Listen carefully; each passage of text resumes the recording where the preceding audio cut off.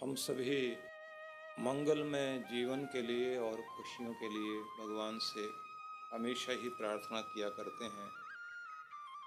मंगलम भगवान विष्णु, मंगलम गरुड़ध्वज, मंगलम पुंडरीकाक्ष, मंगलाय तनोहरि।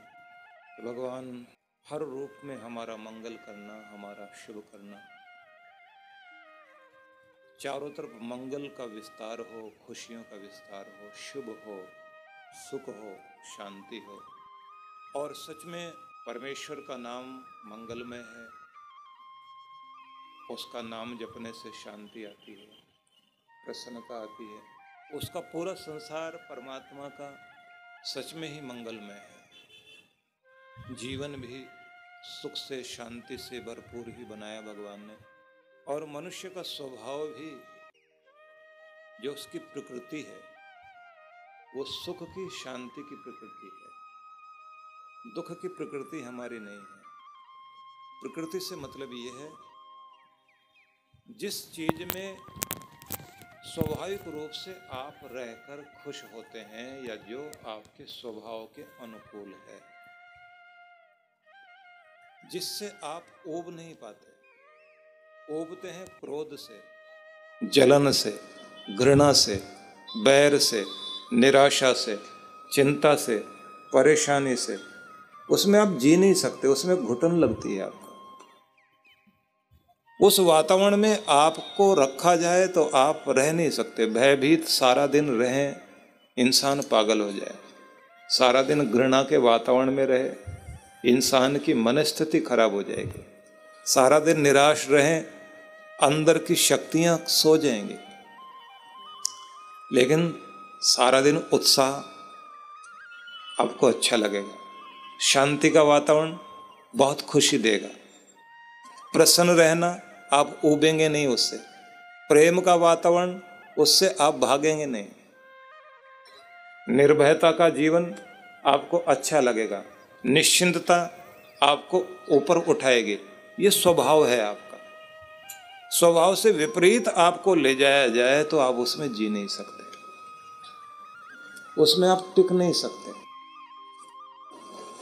मैं ये निवेदन करना चाहता हूं कि जो आपका स्वभाव है उसे आप क्यों खो बैठे, उससे विपरीत क्यों चले गए। मुस्कुराते रहना आपका स्वभाव है, लेकिन चेहरा बिगाड़कर हर समय नथुने फुलाकर बैठे रहें, वो आपका स्वभाव नहीं है। आप अपने वास्तविक रूप में आ सकें तो आपकी खुशियों को कौन सी चीजें छीनती हैं, और मंगलमय, खुशी, प्रसन्नता का जीवन कैसे जिएं, इसके 10 सूत्र मैं देना चाहता हूं। बहुत ध्यान से समझने का प्रयास कीजिए। हमारे मंगलमय शुभ जीवन के लिए हम क्या करें। सबसे पहली चीज, हमारी रचनात्मक योग्यता का विस्तार होना चाहिए।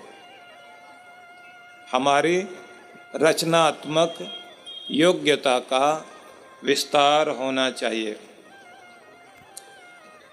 पोटेंशियलिटी जो मनुष्य की है, जिससे उत्पादकता, कुछ अंदर से उगने की क्षमता जो है, वो जब खत्म हो जाती है तो इसे कहते हैं प्रतिभा को जंग लगना, क्षमता को जंग लगना, गुणवत्ता में जंग लग जाना। बहादुर की बहादुरी चली जाए, लेखक का लेखन खत्म हो जाए, कवि की कविता मरने लग जाए, कलाकार का कलात्मक रूप खत्म होने लग जाए, तो इसका मतलब उसकी रचनात्मक योग्यता में जंग लग गया। था तो कमाल का, इतना टैलेंट वाला था, 10th तक बच्चा ठीक पढ़ रहा था, 11th में जाते हुए न जाने क्या हो गया।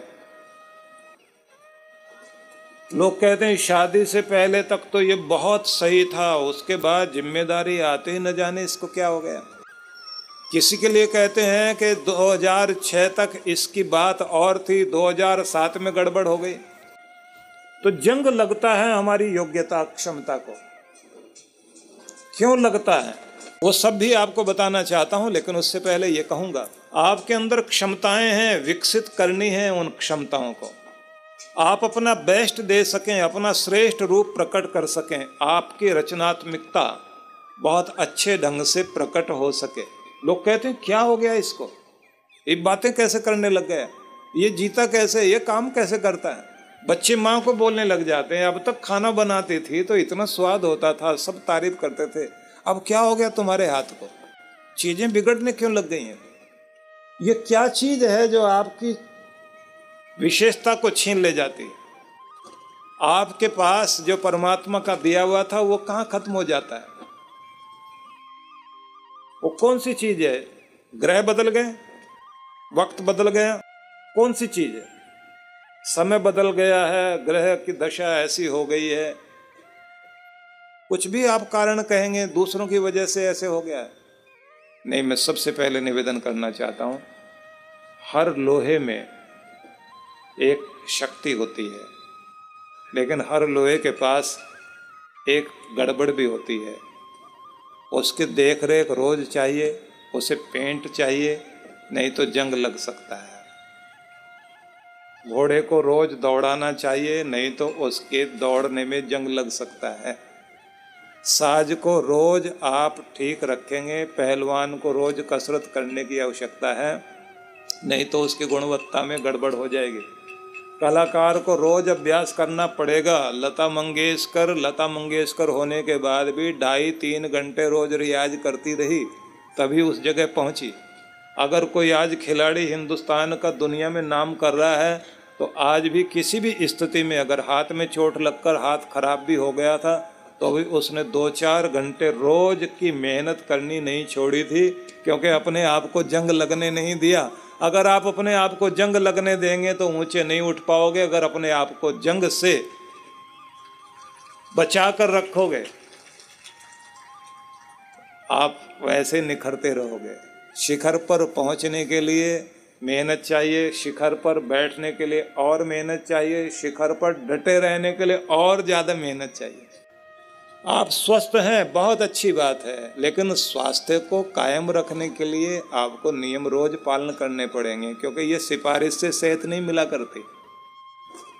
मेरा बच्चा बहुत अच्छा है, मैं पैसे खर्च कर सकता हूँ, डॉक्टर साहब सेहत ठीक रहे, डॉक्टर कहता मैं खुद ठीक नहीं हूँ। भगवान अपना वातावरण ठीक करके निकल गए ना आगे, तो आनंद बनेगा। तो निवेदन है सभी से, जंग लगने मत दीजिए। विचार कीजिए, अभी आपके सेहत को जंग लगा, आपकी गुणवत्ता को जंग लगा, कभी कभी तो हमारी मुस्कुराहट को भी जंग लग जाता है।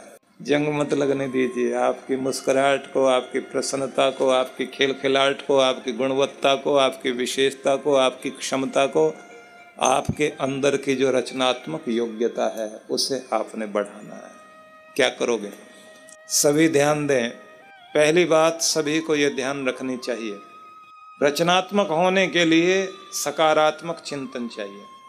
सोचें, अगर हाथ से पैसा चला गया तो आप मन में ये विचार लाओ कि मैं वही हूँ जिसने कमाकर यहाँ तक पहुँचा था। अभी भी मैं चुक नहीं गया हूँ, अभी भी मेरे अंदर की वो गुणवत्ता चली नहीं गई है। और न भगवान ने दुनिया छोड़ दी है और न परमात्मा ने अपनी कृपा करनी छोड़ दी है। उसकी कृपा भी काम करेगी, मेरी हिम्मत भी काम करेगी और वक्त भी अपना काम करेगा। मैं जरूर वहां पहुंचूंगा। मैं देखता हूं उन लोगों को जिनकी उम्र बहुत हो गई, इतिहास के पन्नों में छिपे हुए कुछ नाम, जिन्होंने 70-80 साल की उम्र में जाकर बहुत बड़े बड़े काम किए। उन लोगों के नाम भी मैं जानता हूं जिन्होंने अपना बिजनेस 60 साल की उम्र में ऊपर उठाना शुरू किया और दुनिया के बेहतरीन अमीरों में 10 अमीरों में नाम उनका आया। तो ना तो उम्र आपके कार्य के लिए बाधक है। और ये भी देखिए कि जो बेचारे अनाथ थे, जिन लोगों ने बहुत दुख के साथ जिंदगी की शुरुआत की, उन लोगों ने भी अपना रास्ता बनाया। तो रास्ता आप भी बना सकते हैं। जैसे पानी अपना रास्ता खोजता चला जाता है, क्योंकि याद रखें, जैसे आपकी कार की हेडलाइट आप जलाते हैं, कितनी दूर तक दिखाती है वो? 200-300 मीटर ज्यादा से ज्यादा दिखाएगी, उससे ज्यादा आगे का तो नहीं आपको दिखाई देता। आगे क्या होगा क्या नहीं होगा नहीं दिखाई देता, लेकिन जितना दिखाई दे रहा उतने में चलते चले जाओ। परमात्मा फिर आगे रास्ता दिखाएगा, फिर आगे रास्ता दिखाएगा, फिर दिखाएगा, रास्ता दिखाई देता रहेगा। अभी से यदि आप कहेंगे मुझे तो आगे कुछ सूझ नहीं रहा, किसी को नहीं सूझता। जितना दिखाई दे रहा उतने में तो आगे बढ़ो। और यकीन से कोई कहे कि नहीं तुम्हारे लिए सब चीजें मैं ठीक कर दूंगा, खड़ा हुआ, ऐसा नहीं होता। आप सोचिए कि आपने ठीक करना, अपनी हिम्मत से आगे बढ़ना है और रास्ता मिलता जाएगा, आपको आगे बढ़ते जाना है। तो रचनात्मक योग्यता को जन्म दीजिए। कहते हैं असफलता सिद्ध करती है, फेल हो जाना ये प्रूफ करता है कि सफल होने के जितने प्रयास किए जाने चाहिए थे उतने नहीं किए गए। फेल होने का मतलब है कि हम पास होने के, सफल होने के जितने ईमानदारी से प्रयास हमें करने चाहिए थे उनमें जरूर कहीं कमी रह गई है। अगर हम उनको पूरी तरह से प्रयास करें तो सफलता योग्यता को ही मिला करती है। अगर आप उस योग्य हैं तो परमात्मा आपको सफलता देंगे, क्योंकि कुदरत के नियम बेरहम हैं, कठोर हैं। कोई भी उसके लायक बन जाएगा तो कुदरत सफलता की माला पहनाने के लिए साथ में खड़ी हुई है, कोई दिक्कत नहीं है। देखते हैं, एक समय तक एक व्यक्ति गुणवत्ता वाला, लेखन वाला, कविता वाला, अच्छा डॉक्टर, हर कुछ बना रहता है। उसके बाद क्या होता है? जब व्यक्ति की गुणवत्ता में जंग लगता है उस समय क्या होता है? थोड़ा याद करना जो बता रहा हूं। कोई घटना घट जाए, परिस्थितियां विपरीत हो जाएं, उन स्थितियों में आप अपना अंदर जो आग या जो अंदर तेज था उसको खुद बुझाने लग जाते हैं। दुनिया कहने लग जाएगी आपका वक्त ठीक नहीं है, तुम्हारे साथ हुआ ऐसे है। कुछ ने ताने दे दिए, किसी ने टोक दिया, कुछ लोगों ने ये कह दिया कि तुम इस लायक थे ही नहीं है, तो बाई चांस तुमको मौका मिल गया था इसलिए तुम यहाँ पहुँच गए थे। उसका परिणाम क्या होता है? हम अपने आप को खुद ये मानने लग जाते हैं मैं कुछ कर नहीं सकता। जब आपने ये मान लिया मैं कुछ कर नहीं सकता तो बुझ गए आप। क्या करोगे? आशा को अंदर पैदा कीजिए, मैं कुछ हूं, मैं कुछ कर सकता हूं। देखिए, दो चीजें याद रखो, अभिमान और स्वाभिमान। अभिमान किसी को कभी भी आगे बढ़ने नहीं देता और स्वाभिमान किसी को कभी नीचे गिरने नहीं देता। अपने स्वाभिमान को कभी भूलना नहीं और अभिमान को कभी बढ़ने मत देना। मैं ही मैं, ये जो अकड़ वाले लोग होते हैं वो बहुत गड़बड़ होते हैं। अभिमान वाला व्यक्ति दूसरे को कुछ समझता नहीं और स्वाभिमान वाला व्यक्ति दूसरों को भी समझता है और खुद को भी समझता है। भाई तुम भी बहुत अच्छे हो लेकिन हम भी कम नहीं है, हमारे पास भी कुछ है। भगवान की बड़ी बड़ी कृपा हमारे साथ। दोनों चीजें चाहिए आपकी जिंदगी में कि आप अभिमान को आने नहीं दें लेकिन स्वाभिमान को खोने ना दें।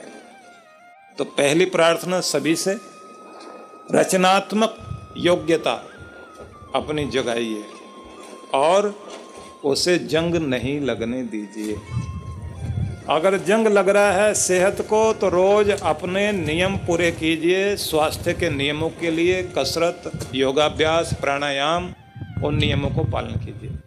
अगर आपके काम करने में आपके जो रिजल्ट बढ़िया आने चाहिए उसमें कहीं कमी है तो आपको ज़्यादा अपने आप को अभ्यास में लगाना है, अपने आप को जगाना है, अपनी क्षमता को पहचानना है, अपने अंदर शाबाशी खुद देकर स्वयं को जागृत करना है। एक चीज़ आपसे कहना चाहता हूँ, व्यक्ति की जिंदगी में वो जो रचनात्मक गुण पैदा करने वाली शक्ति है, प्रेरणा शक्ति या प्रेरणा पुरुष, वो सद्गुरु होता है। सद्गुरु जितना जीवन में, जितने प्रेम से आप सद्गुरु की शक्ति से जुड़े रहेंगे, उतना ही आप आगे बढ़ने के लिए प्रोत्साहित होते रहेंगे। कौन सी चीज आपको प्रेरित करती है? जो आपको कहे उठो, जागो, बढ़ो, कुछ करो। तुम इतने के लिए नहीं आए हो जितना तुम कर रहे हो, तुम बहुत कुछ करने के लिए दुनिया में आए हो। हम सभी को, हर आदमी को अर्जुन होना है और हर आदमी को अपना कृष्ण ढूंढना है। अपनी जिंदगी के रथ पर हाँकने वाला, प्रेरणा देने वाला कृष्ण बैठाना बहुत जरूरी है और हर आदमी को अपना आपा, अपने कृष्ण को, अपने गुरु को सौंपना है कि तुम चलाओ, तुम मुझे लेकर चलो, तुम मुझे बताओ इधर मुड़ना है, इधर जाना है। जिधर तुम लेकर चलोगे उधर जाना मेरा काम। जब आप किसी प्रेरक तत्व से जुड़े रहते हैं तो आप जागते हैं। अगर प्रेरक तत्व आपकी जिंदगी में नहीं है तो आपकी जिंदगी में जागृति भी नहीं है। जंग लगना शुरू हो जाएगा। लोहे को जब जंग लग जाता है तो कहाँ तो वो पूरे भवन का वेट उठाए खड़ा था और कहाँ हालत यह है कि खुद का भी वेट नहीं उठा पाता, टूट कर गिर जाता है। आप पूरी दुनिया का बोझ उठा सकते हैं, अपनी जिम्मेदारियों का बोझ उठा सकते हैं, अपने परिवार का बोझ उठा सकते हैं, अगर खुद को जंग नहीं लगने दोगे तो। और अगर जंग लग गया तो खुद के लिए भी जीना मुश्किल हो जाएगा। तो मत लगने दो जंग।